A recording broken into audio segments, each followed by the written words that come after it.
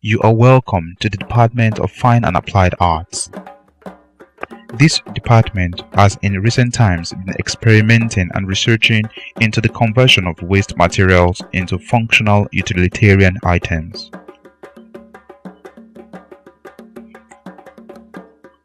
This gate, for instance, consists of waste motor vehicle plugs, brake pads, bolts and nuts, motorcycle chain disc. It serves both aesthetic and utility purposes. This is a two-figure sculpture featuring wrestlers. They are essentially made from waste mechanical objects. You could see fuel filter for the head and other mechanical objects exploited to advantage. On a larger scale, this project by Emmanuel Enwerem depicts a contemporary form of transportation in Nigeria popularly known as Okada. The Okada rider here is seen as struggling to balance up the forms, the luggage he has at his back. This work is unique as it has been blown above natural volume. Using brake pads, waste mechanical objects and other found objects, waste has been converted to something aesthetically appealing. This massive form, featuring an Igbo trumpeter, is essentially made out of terracotta, fired clay. The natural clay form is destructible, but when fired, the iron content is always improved, so this has become an artificial stone. How could you find a terracotta form of this height and mass? Using the technique of assemblage of parts, the creativity of the maker has helped to bring about this mass. Here, we find the portrait of the Nobel laureate, Professor Wole Soyinka, executed by an ex-undergraduate student. What makes this work innovative is that he has engaged polyester resin, a thermosetting plastic compound, to look as if it is a solid material substance like stone. He has mixed this substance with powdery marble dust to achieve the stony effect. But in essence, despite the stony look, it is still plastic in nature. The dividend of such innovation is that the form lasts longer and is less susceptible to natural wears and tears. Here, we find another innovative work made of thermosetting plastic compound and aluminum particles, waste sourced from aluminum particle workshop. This mixture then results in an artificial metal. The banana was cast from live bunch using silicone because the imported rubber molds are scarce. But by virtue of experimentation and research, it was discovered that the conventional silicone could also be used for casting, and it has proved successful. This is work in painting. It is called a mosaic. What is used in the original mosaic are pieces of stones and some very hard object. But in this case, the mosaic is making use of plastic. And the plastics that you find in this mosaic, they are plastics that were picked from the dustbin. They were plastics that were dirty, rough from the dustbin. They were picked up, they were washed clean, and then cut into little pieces and some bigger pieces to make this design. With different colors and shapes carefully arranged into place, this design can hang on the wall of a chemistry or physics laboratory.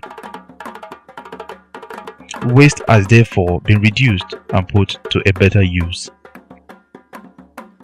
Here, there is a mixture of beads and broken bottles. The beads that you find here are got from the market. But down here, you see some rough parts in green and in brown. These are broken beer bottles. You have beer bottles here, you have stout here, and you have malt there. So these are broken bottles that are picked from the dustbin and then made use of to form part of this design. This work, titled Dignity of Labor, was made using wood shavings from the carpenter's workshop. These wood shavings were gathered and separated according to the color tones. These were then used on the drawing to create this amazing landscape.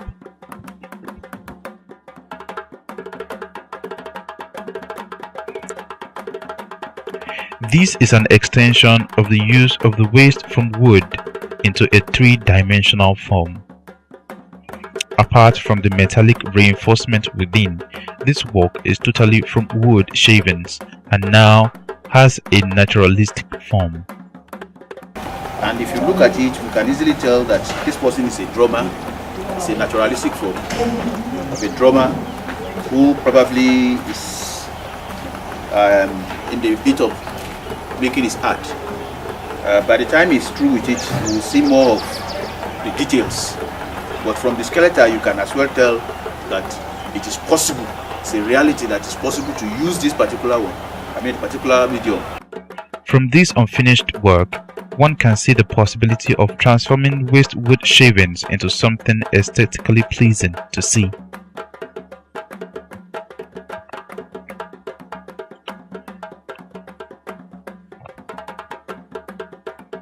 This is a floor concrete, otherwise known as slabs.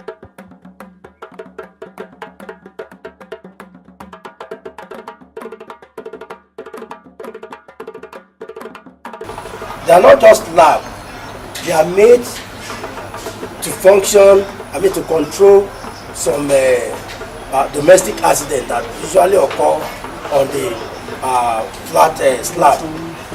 So we made it rough so that when you walk on it or when you run on it, you will not be injured in any form. Pieces of stones, shells, and some other rough items are used just to create the texture. But the texture are not just created, they are created following a particular pattern, most especially using the traditional African motifs. So we are just trying to make it artistic so that when you walk on it, apart from you enjoying the terrain, you also have some aesthetic feelings. You enjoy the picture that you find on them. So you will not just be walking on the bare floor. You still walk and you enjoy what you see on the floor. So you can see different motifs borrowed from the usual Nigerian culture. Some motifs here represent, are from Hausa culture, some from Yoruba, some from Yoruba, and some from other group of Nigerians. They are varied. So they are not only functional, but they serve aesthetic purposes.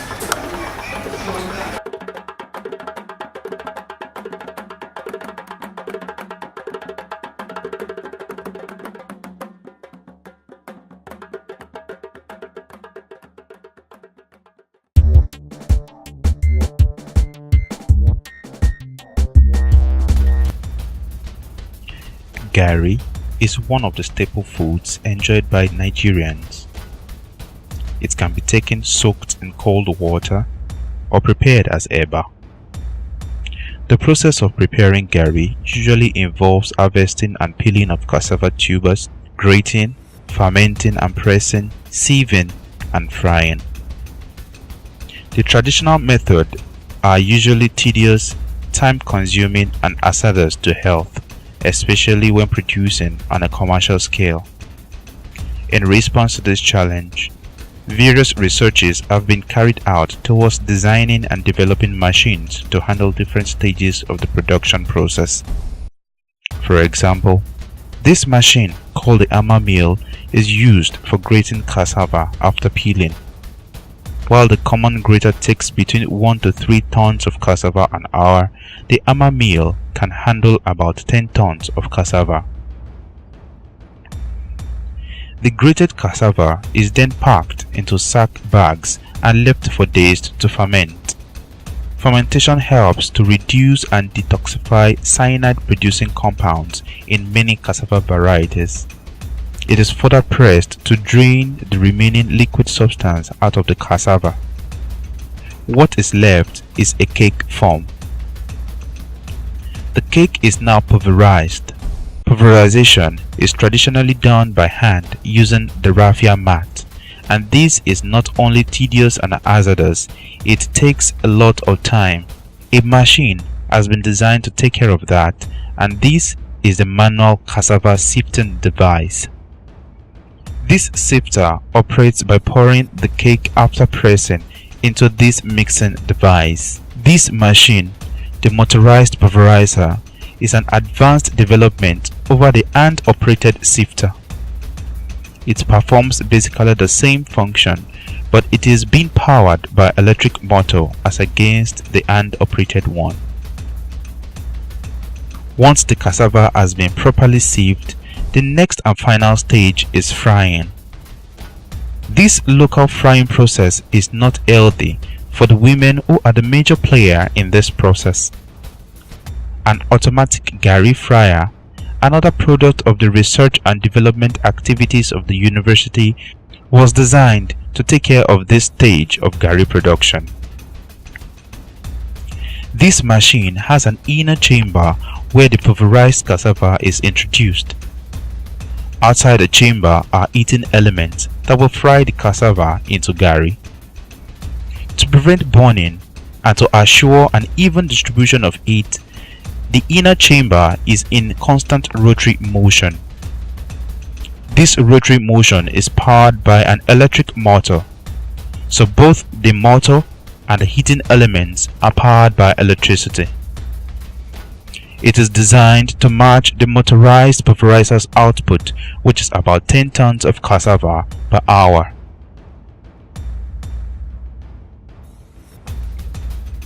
Another product of the research and development activities from Agricultural Engineering Department is the kola nut dehauler. It is designed to simulate the traditional process of dehauling kola nut. Traditionally, the kola nut pod is broken to remove the nuts. The nuts are soaked in water for about 3 days to soften the hard covering on each nut, after which the nuts are rubbed against another to remove the peel. But with this machine, soaking time is reduced to a maximum of 24 hours. The device is powered by an electric motor. Inside these, there are organs which carries some rubbing materials made of plastic in such a way that the material will remove the peel of the nut without injuring the seed, which is the desired product. Further research is being done to improving the machine, as the present efficiency is rated at 65%.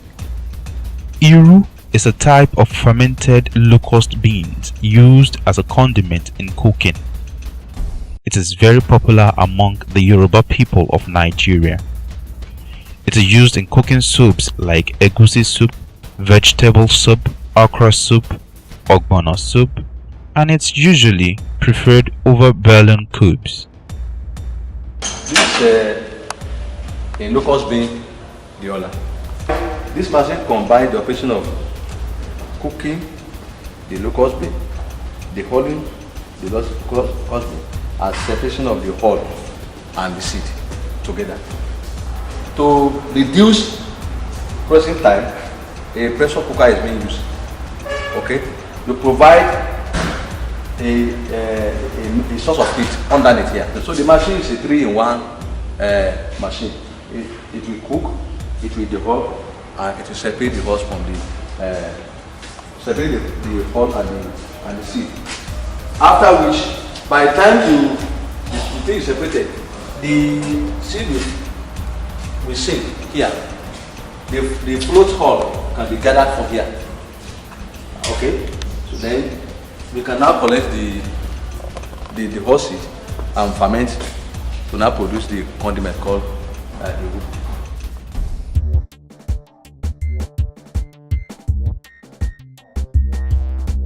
Yeah, this is Ariane rocket. It is owned by the European Space Agency. That's why you call it ESA, European Space Agency. That's owned by them. This is a French space agency.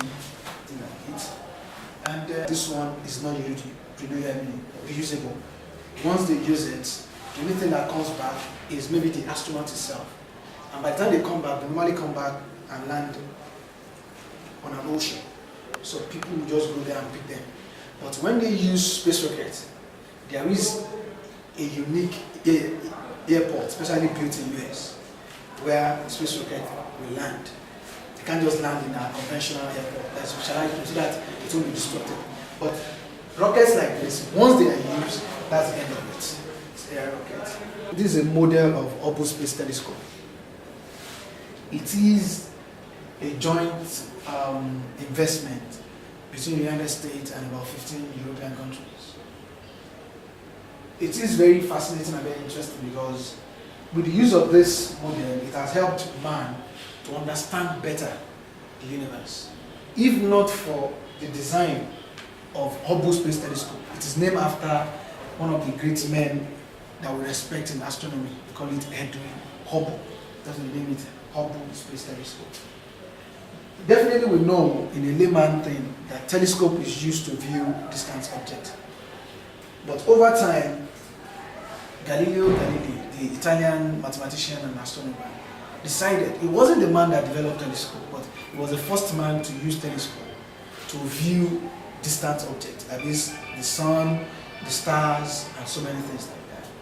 But in the course of daily astronomy, it was discovered that using telescope on Earth to view such things suffered some setback because of the atmospheric conditions. Because when the clouds are there, there is no way you're able to view these lovely things in the way you should view it.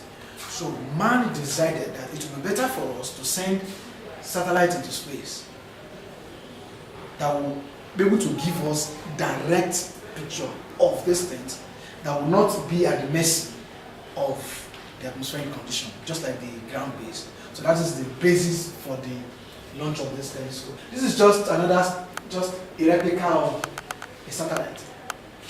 When we tell people satellite, they will want to see a demo of it. It's just a replica of it. This is just to show you that every satellite has a place that we call solar panel that serves to power the solar system, power the satellite in space.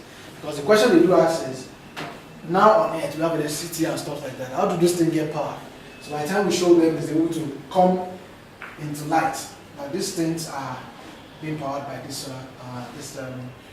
Then another thing we have here is a model of this Apollo command module.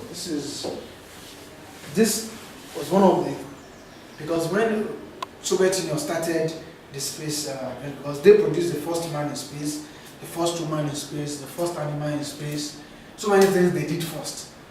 This thing challenged the United States. That okay, if Russia the first in space, they will be the first man to land on the moon. So that was how they started before they achieved what they achieved in 1969, becoming the first country and the only country to have landed on the moon till date. This just to show us that just like we have European Space Agency, Nigeria to one day build its own. So that's why we name it ASTI and we put green, white, green to support that. One day definitely Nigeria will produce its own. This is just, we call it Tesla. It used to be, it's a computer satellite. And all these pictures are just solar panel pictures to serve to power the astronaut. This is just to show them that you don't always have satellite in this form alone. You can decide which shape you want it to be, that it is your choice. It doesn't be like that. This is a model of Nigerian Saturn, which is the first satellite that Nigeria launched in 2003. September 27, 2003.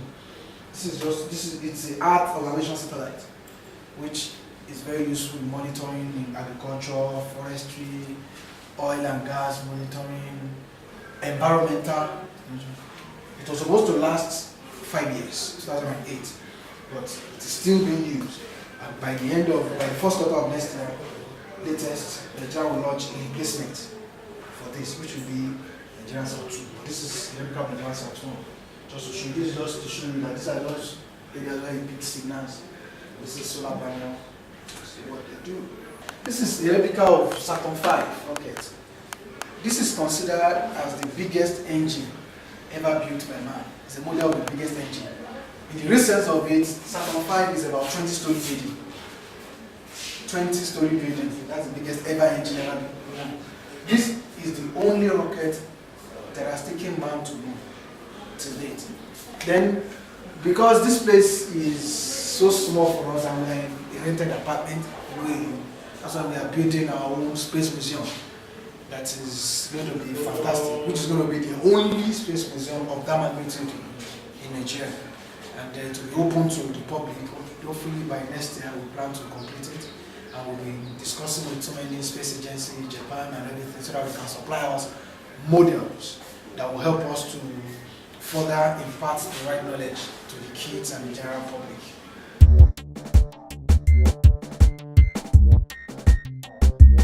The focus of research, the Faculty of Pharmacy of OAU University has been geared towards development of drugs and solving drug-related problems.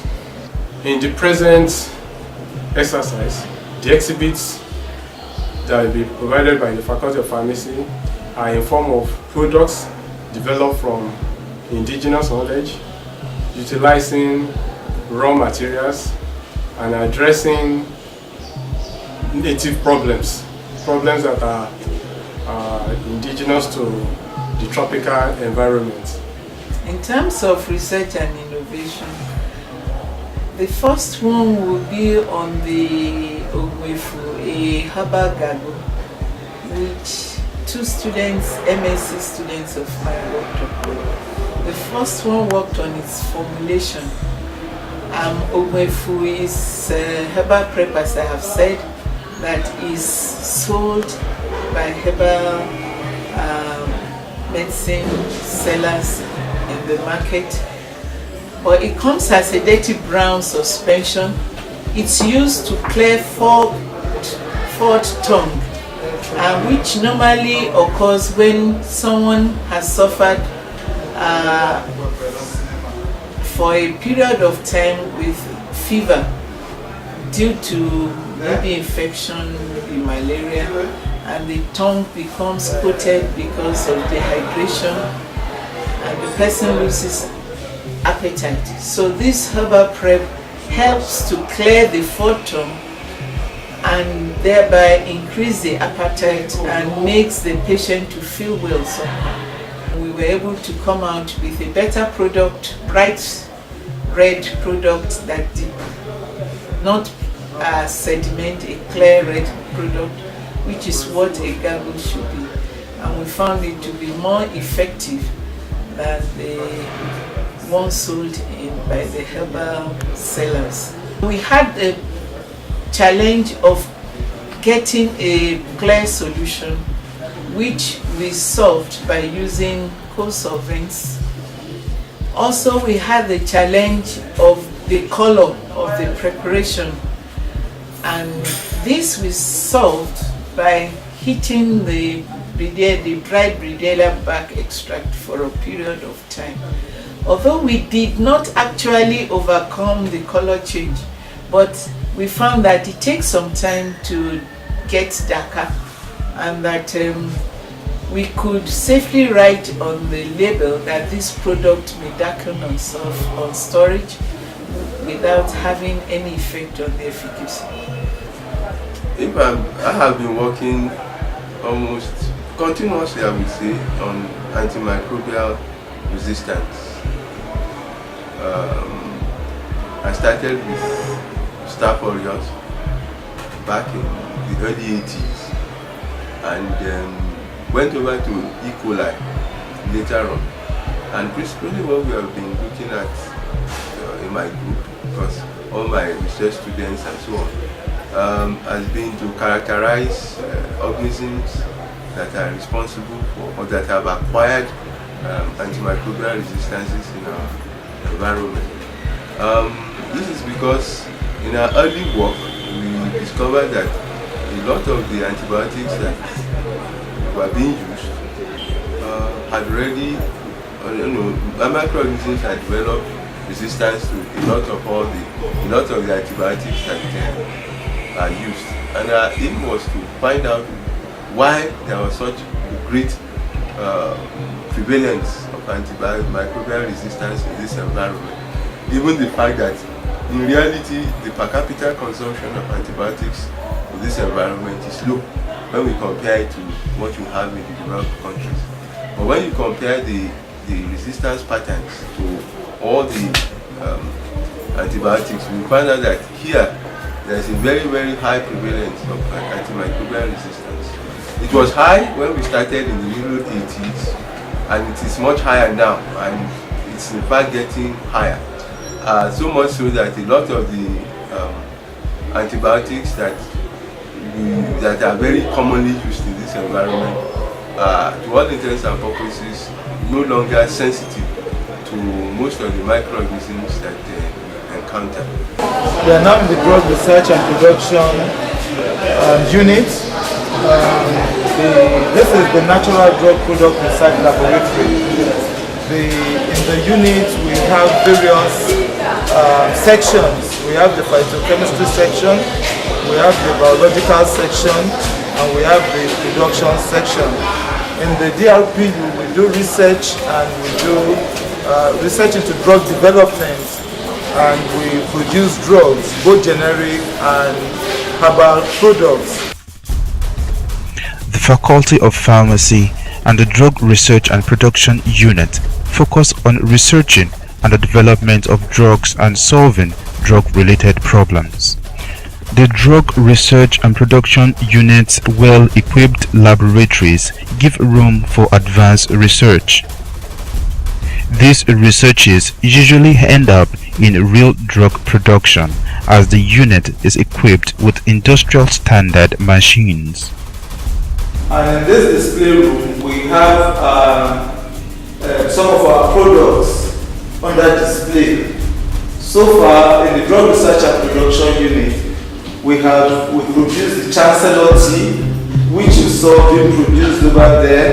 We produced the tonic tea, we produced the Schisto soap, we produced the brick-fed gargle, we produced the brick-fed Peltor gargle, and the Acalifin ointment. I said in this unit, this is example of our paracetamol. We have two packages. This is in hundreds, and the other one is in thousands. This is the 100, and it meets pharmaceutical standard, the BP standard, and people come all over the place to want to have a fill, and it is branded FP. This is our Schisto soap, which is made from Aridonic. There are two brands. We have the Schisto Herbal Laundry Soap, and we have the Schisto Herbal Bathing Soap, the toilet soap. The major ingredient is Aridonic, and this soap is so formulated in such a way that people that are in schistosomiasis infested area, where from our research in this unit, we have found out that Aridonic, a major component from tetrapyra tetapteran, we found out that where this Aridonic is present, the Saccharina worms, which are capable of causing schistosomiasis, the Bramphalaria worms, which you saw some of them in our biological section. So we have found out that Aridonic has a very, very great effect, and we have formulated this soap in such a way that People that are in schistosomiasis infested area, they can bathe with this soap because they can easily contact this thing in the stream, which is their source of their water source. So with this soap, they can do their laundry. The Saccharia worms will either it kills them or they move far away where the aridonine is. So it's a research that was carried out by Professor Adeyemi of this unit, and we have utilized it in combating schistosomiasis in Ondo State and in some other areas of Osun State. This is part of the gown and town collaboration. This is the Chancellor tea. This Chancellor tea is so good in the sense that it is, apart from the fact that it's good as a tea, it has also been found out that people that has asthma, that if you take this tea, it ameliorates the incidence of asthmatic attack. So we have done research on the components and the tea itself, and we saw that it relaxes the bronchial muscles of guinea pig that we used. So showing that apart from the fact that when you use this tea, it can also assist in people that have that asthmatic condition. If they use this tea, it can help them, and we have had some good reports of these ones. This is the prefetch peltor gargle. When we were with Professor Laurent Rafidia, she told us about this prefetch and this gargle, herbal gargle. This herbal gargle, she was the one, along with a postgraduate student, that actually formulated the product. But she had given the products to the Drug Research and Production Unit, and we now produce this gargle. It is the Ogwefu. The advantage of this is that in Ogwefu, you find out that you will find sediments at the base of normal Ogwefu. But if you look at this, you don't have any sediments there. And it has the astringent property. It clears the tongue, and it is really very, very effective.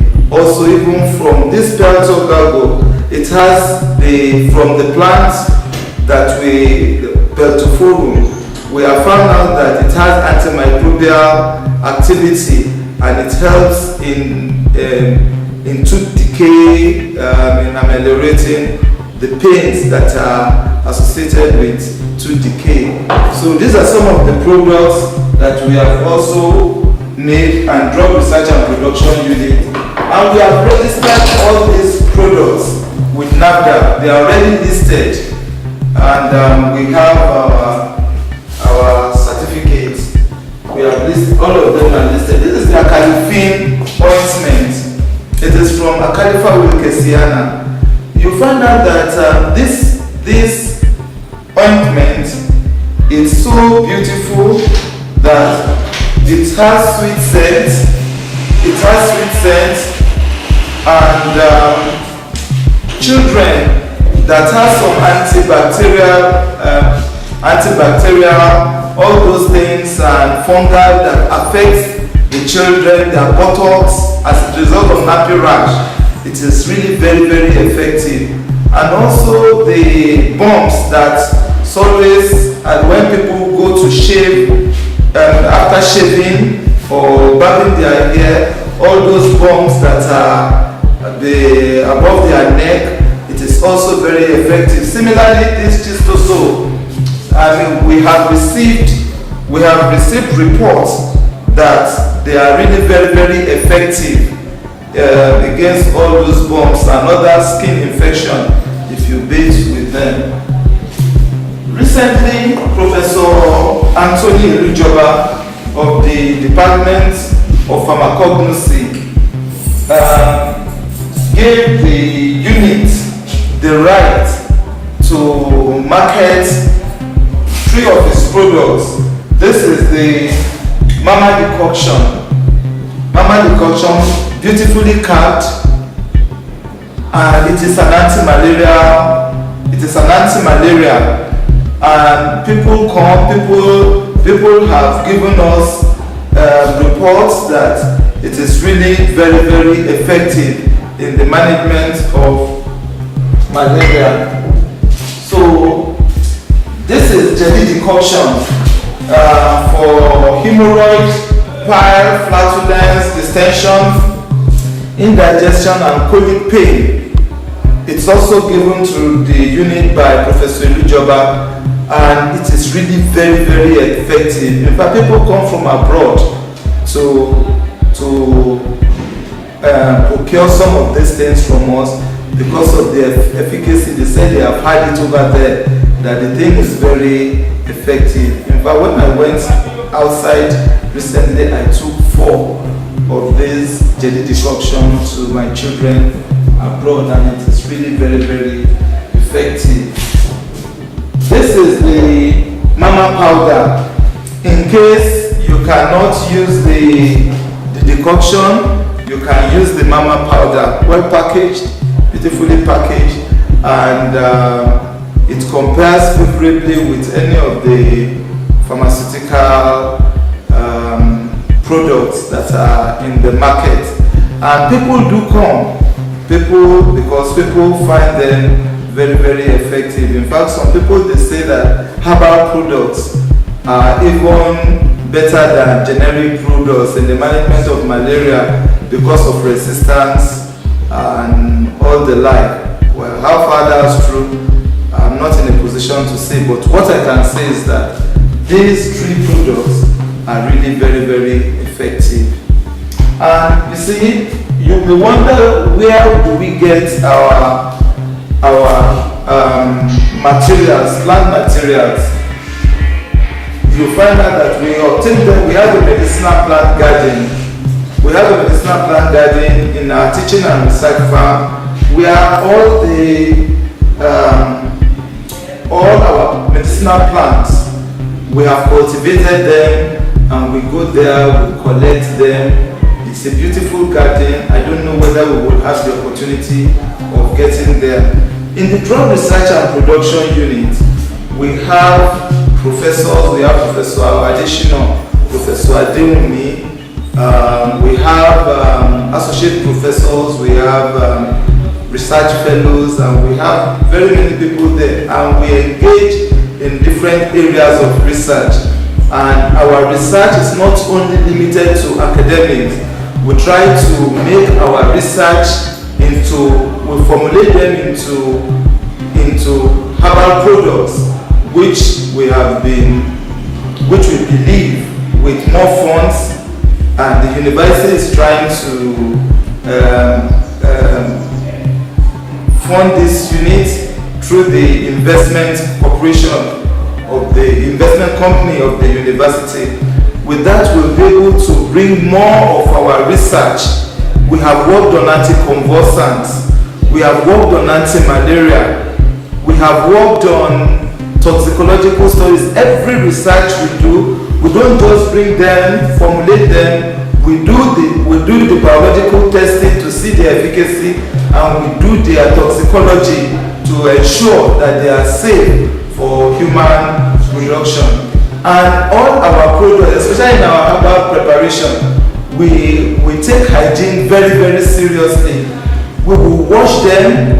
After washing thoroughly, we will also soak them in 80% ethanol to ensure that, to reduce the microbial load on some of our products, and we try as much as possible to work under aesthetic condition, because we believe that in the faculty of pharmacy, if we cannot produce safe drugs, then we should not call ourselves pharmacists. So safety is really very, very important, and we marry our research with our production.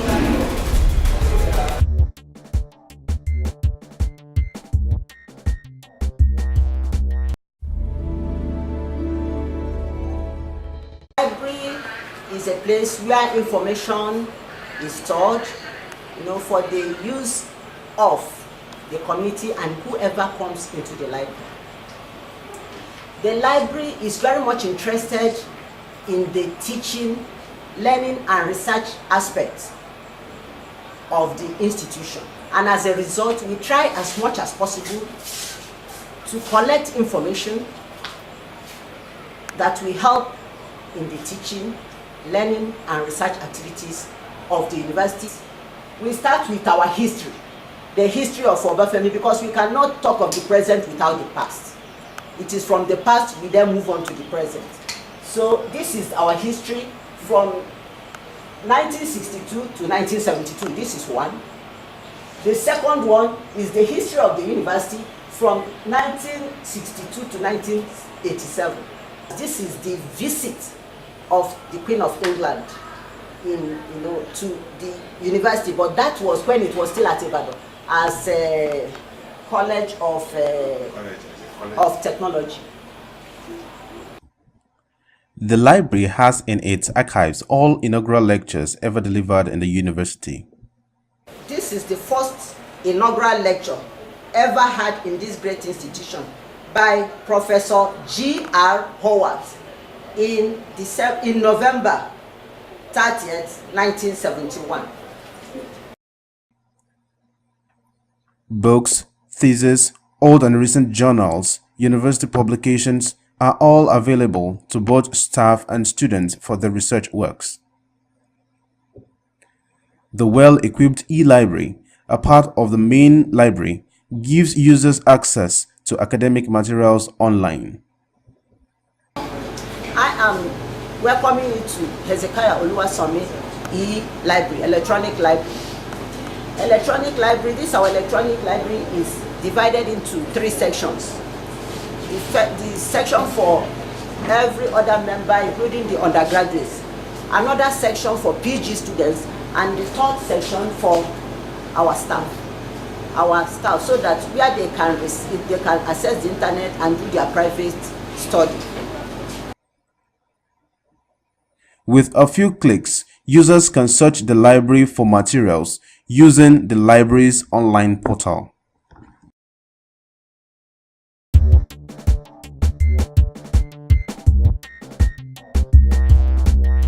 The Intellectual Property and Technology Transfer Office, for short, called IPTTO. And this IPTTO actually is an initiative of the World Intellectual Property, that is WIPO. The WIPO realized that a lot of research is going on in universities throughout the world. Therefore, in 2002, the WIPO established an initiative or a project called WIPO University Initiative. And the basic idea of this initiative is to assist universities to benefit from the research that they are carrying out. The representative of the university, which I was the person that time, we underwent a lot of training at WIP at NOTAP in Abuja, and these training workshops were organized by WIPO with a resource person coming from the headquarters in Geneva. The specific objectives of the IPTTO are the following: to patent all innovations in the university, to refocus R&D projects and make them more entrepreneurial and relevant, to link universities' R&D to industrial needs, to coordinate and promote entrepreneurship amongst researchers and students, and to work with the private sector to attract more funds into university R&D and so on and so forth. And all that we have been able to do is to sensitize the academic community of campus on the relevance of the IPTTO. And this one has been done through workshops, seminars, and so on and so forth. Both for staff and students, have appeared at many student programs where I try to enlighten them about the issue of intellectual property. And we also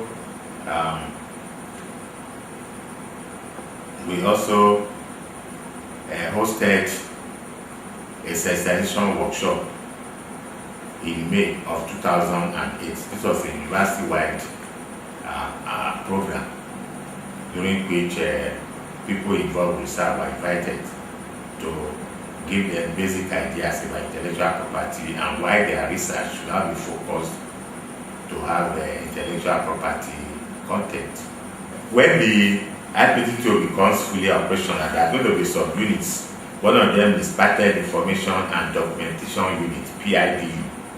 And this unit is supposed to facilitate patent searches and patent information dissemination, to negotiate issues of patent processing and so on and so forth, and to propagate the activities of the IPT2. Then there's going to be an intellectual property management unit, IPMU, which is going to identify, evaluate, and assess novelty of inventions, and also file patent application with the government agencies that is in charge of patent approval. And then there's going to be a marketing unit. This marketing unit is supposed to now sell the research findings to the private sector. So at the end of the day, if a researcher does a research that has very good intellectual content, one of the things that will happen is that we will to get an intellectual property right, which in this case is a patent for this research. And if we're able to market the patent successfully, then the university and the researcher will end up with some money. And so the researcher stands to gain to start making money if the researches lead to marketable IPRs or intellectual property rights.